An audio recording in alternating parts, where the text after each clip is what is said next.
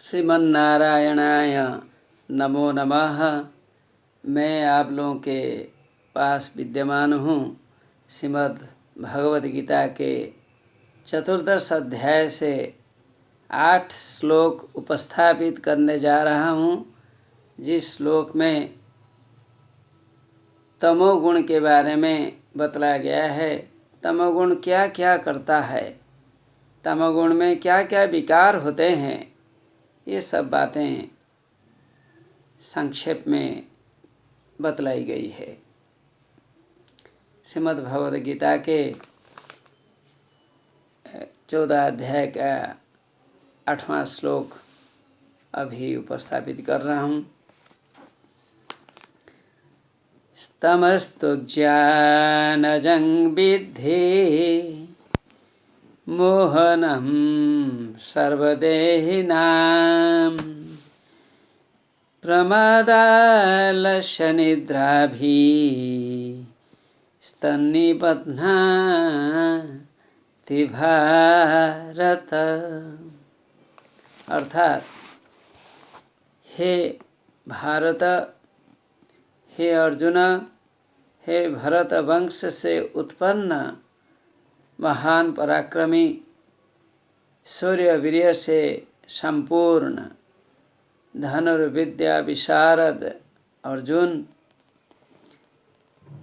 सर्वदेहानां मोहनम तमः तु अज्ञानजं विद्धि। श्री कृष्ण ने बतलाया कि सभी प्रकार देहों में, सभी प्रकार शरीरों में मोहन शक्ति अर्थात मोह करने की शक्ति, मोहनम, मोह का जनक, मोह को उत्पन्न करने वाला, तमः अर्थात तमोगुण, अज्ञानदम, अज्ञान से उत्पन्न, अज्ञानदम अर्थात जो अज्ञानता को दिलाता है। अर्थात जब तमोगुण आ जाता है शरीर में, तब अज्ञानता, मूर्खता ये आ जाती है। अर्थात तमोगुण के आने पर अज्ञानता ही आ जाती है, इसमें कोई संदेह नहीं है। इसलिए उसे अज्ञानदम बतलाया गया है। विद्धि अर्थात जानो, पहचानो, अर्थात अज्ञानता आ जाती है, यह बात जान रखो। तत् वह तमोगुण प्रमाद अर्थात आलस्य, निद्रादिभिः, आलस्य, निद्रा इत्यादि गुणों को भी ले आता है साथ में। जब तमोगुण होता है तब प्रमाद आ जाता है। प्रमाद अर्थात असावधानता आ जाती है। प्रमाद मनुष्य भूल जाता है, सावधानता मनुष्य में नहीं होती है।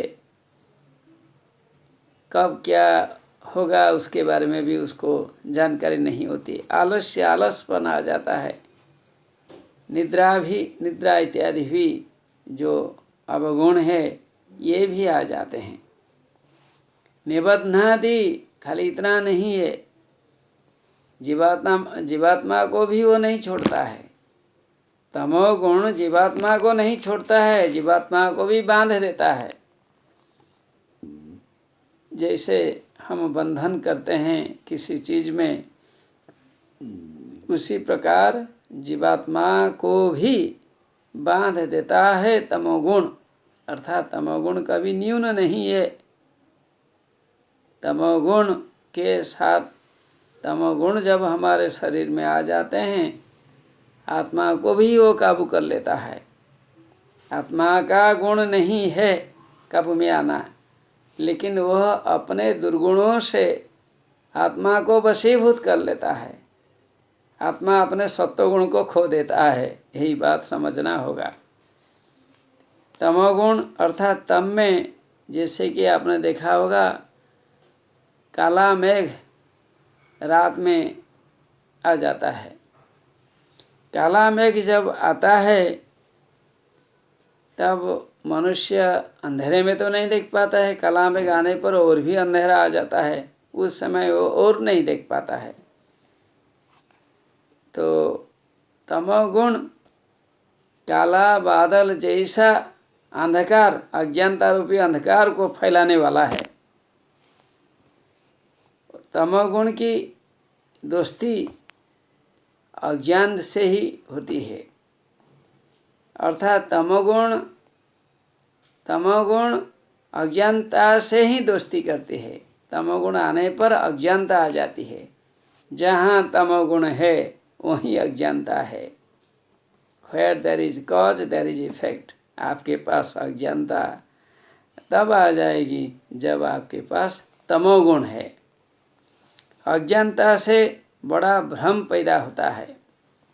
तमोगुण के प्रभाव से कोई ठीक काम नहीं कर पाता है। इंद्रियों पर मनुष्य नियंत्रण भी नहीं रख पाता है। मन में मूर्खता आ जाती है।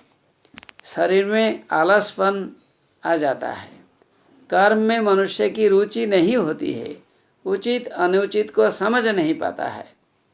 निद्रा उसकी प्यारी होती है। अर्थात तमोगुणी आदमी हो या स्त्री हो, बहुत सोता है या सोती है। व्यवहार को भूल जाता है। बड़ों को सम्मान देना, छोटों को प्यार करना, ये सब भूल जाता है।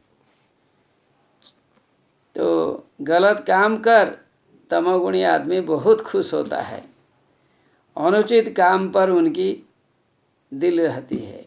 अनुचित काम करता है और उसी में जैसे कि उन्हें प्रशंसा मिलती है, ऐसे वो समझता है।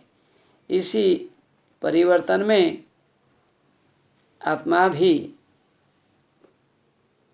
फंस जाती है। आत्मा यद्यपि निर्लिप्त है, निराकार है, फिर भी तमोगुण के साथ आकर वह भी निंदित हो जाती है। तमोगुण के चुंगल में फंस जाती है। तो फंसना तो होता है जहाँ तमोगुण है।